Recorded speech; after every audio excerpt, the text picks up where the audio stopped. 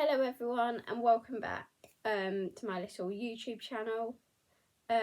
This is a little apology video and then I'm going to get into where I've been and why I've not posted for about a month. So basically I have medical conditions. I was going to be doing a separate video on my medical conditions. I still think I will. I'll mention what I've got in this one and explain them more in depth in another video later. But basically I've got a brain tumour which I got diagnosed with in 2015, so 10 years ago. It was 10 years ago in June this year. I've also got hydrocephalus, which was diagnosed at the same time as my brain tumour, because they picked up on my brain tumour because the tumour grew a little cyst, so like a little blister or bubble thing, and it blocks my channels that are in my head that help the fluid from your head drain away. So I was getting a build-up of fluid, which is what the hydrocephalus is. So I've got 2 shunts to control my hydrocephalus, and shunts are like little devices that tip when there's too much fluid in your head, and they're connected to long, thin, bendy straws, I call them, that go all the way from my head to my tummy. And shunts can get blocked or infected or can just go wrong. I have got other conditions as well, but I'm just going to focus on those 2 for this video because they're the 2 that are the most relevant to what's happened. And then I'll do a full video later about all my other ones. So on the 16th of August this year, 2025, we went to watch Starlight Express, my favourite show ever. And I had a bit of headache on the way down, which isn't like me, so made me take some medicine just to help, which really helped, because headaches can be a sign of something going wrong. Either the tumour's grown, not that that should happen anymore, because the type of tumour I've got, it will only grow if I grow, and I'm not going to grow anymore. I'm going to be short for the rest of my life, which is okay. It means my tumour's not going to grow, so that's great and amazing, because we do not want that. But our main concern with me now is my shunts, and that's always going to be a concern because they can go wrong at any time. So headaches can be a sign my shunts aren't working and draining the fluid properly. And then that evening, Saturday evening, on the way back, I still had a bit of headache, but we just put it down to it being a long day and everything. Woke up Sunday morning, had a bit of headache still, so took more medicine, and we just put it down to it being a long day again, because I don't sleep well anyway because of everything that's happened. And then me and Mum had to take me to Queen's Medical Centre in Nottingham, which is my main hospital for all my brain surgery and head stuff, because that's where I got diagnosed 10 years ago. And that was meant to be my last ever scheduled MRI, because everything had been stable for a good couple of years, 2 or 3 years I'd say.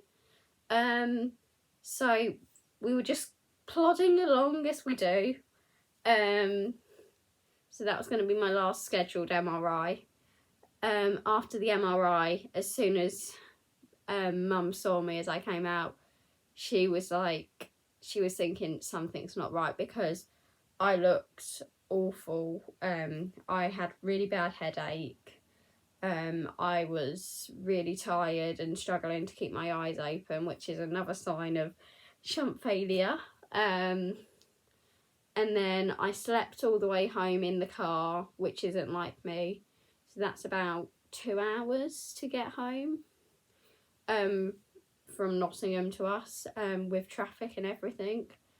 And then by the time we got home, it was about 7 o'clock, and I just came straight up to bed. and then Monday came. I think Mum said I was able to go down and have some breakfast, and then I just spent the whole day in bed in pretty much agony. Couldn't really open my eyes. I was making a murmuring noise, which I make when something's not right with the shunts. So Mum and Dad left it for most of the day because it's normally better if you let the pressure build up, because then the doctors can see it more. So then Mum took me to our local hospital, to our A&E department, and we were very, very lucky because there was fantastic, I think they're triage nurses. The triage nurse was really on it with us. Once we got seen, it took a while to get seen, but that's normal in A&E. But as soon she was like, right, wait here, I'll get you a trolley so I can lay down just to make it less on my head.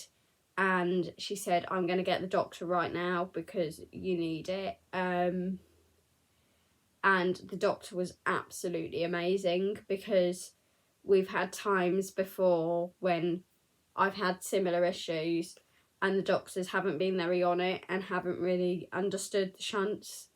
But this time they were like, yep, shunt failure, right, let's get you for some scans and just check everything. So I had lots of scans there. I had a CT scan and some x-rays just to check the tubing, which they then sent over to Nottingham. And then they saw them and was like, yeah, don't think this is right. And with me being in so much pain and everything that was happening, they were like, yeah, let's get you to Queen's. So I had to be blue lighted in an ambulance all the way to Queen's Medical Centre.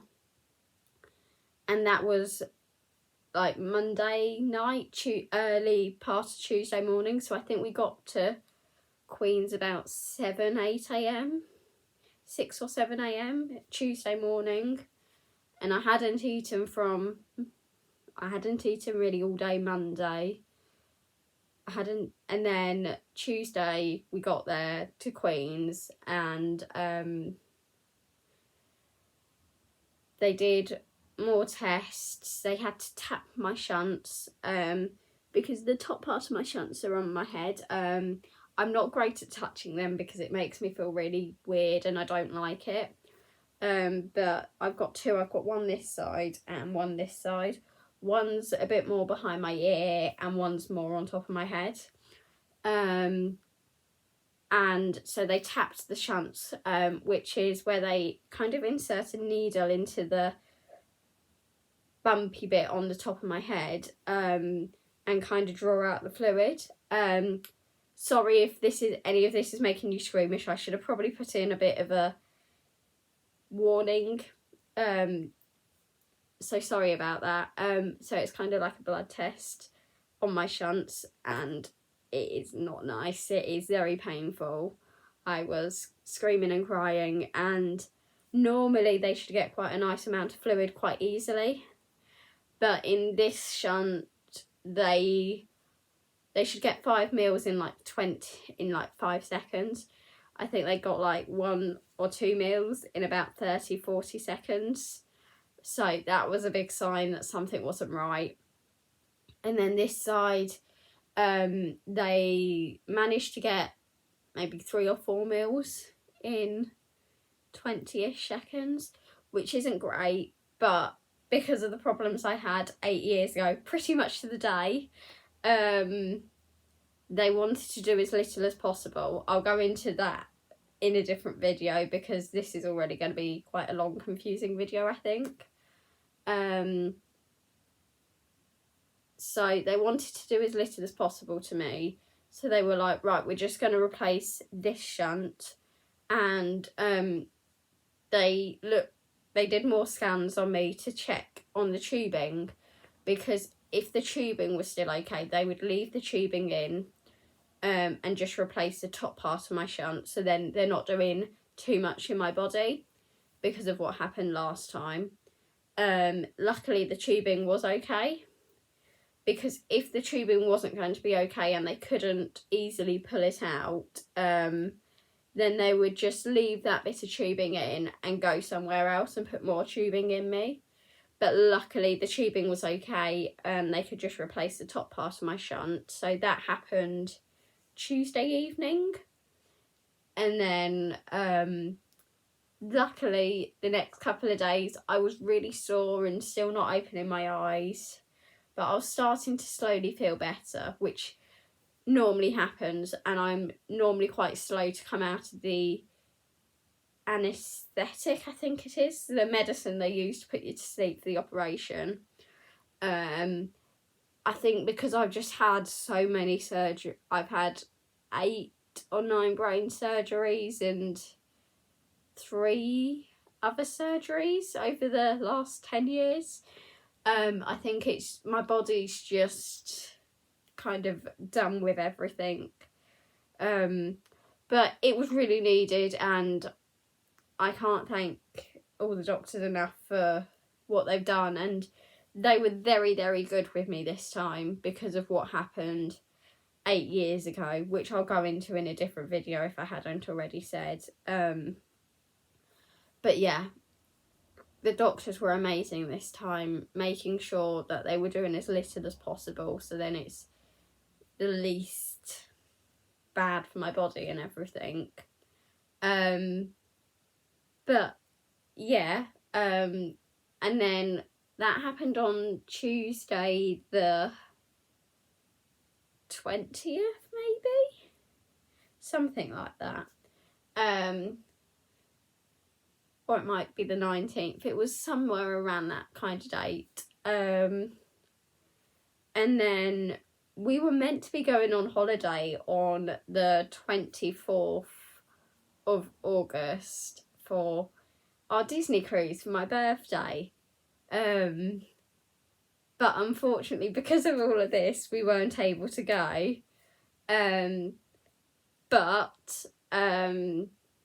Which was really, really upsetting. I was literally crying in the hospital. But the doctors were amazing and said, just give us forms to fill in for travel insurance, so then you can try and get money back and everything, which was amazing. And then there was some amazing people on the cruise who, when Mum put a post on the Facebook group saying that we couldn't go because of me being ill in hospital, they decided to send me lots and lots of lovely pixie dust gifts, because pixie dust is a big thing on Disney Cruise, and I've been in the WhatsApp group messaging everyone, and I've been making up lots of pixie dust bags to give out and was really looking forward to it all. So they decided to collect pixie dust for me and send me lots of lovely gifts, which is going to be the next video after this one on my YouTube channel. I have already filmed that. I just wanted to get this one up first and then do the pixie dust after. So that's about it for this video. But then there will be more medically videos about more of my medical conditions in depth and how I got diagnosed, if people are interested in that. And then I can go through like signs and symptoms, because I really want to raise awareness on conditions like mine, because they can be easily misdiagnosed, because we nearly got misdiagnosed with me, but Mum kept pushing and luckily it got there eventually. So I'm going to say bye for now, and then yeah, because I'm just rambling. Bye.